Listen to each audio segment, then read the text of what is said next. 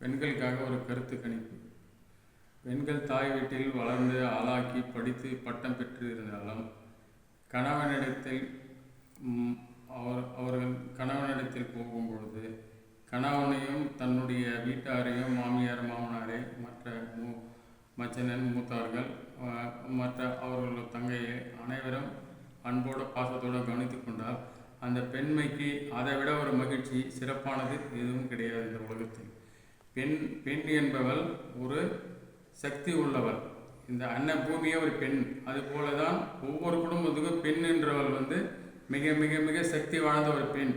அந்த பெண்ணாக பிறந்து தாய் வீட்டில் இருக்கும் வரை தாய் வீட்டை விட்டு புகுந்த வீட்டிற்கு வரும் பொழுது தன்னுடைய கணவன், அடுத்தது மாமியார் மாமனார் மச்சனான், இப்படி என்று அவர் உற்றார் ஒருவர் அனைவரையும் அன்போடு பாசத்தோடு அரவணைப்பது தான் ஒரு பெண்.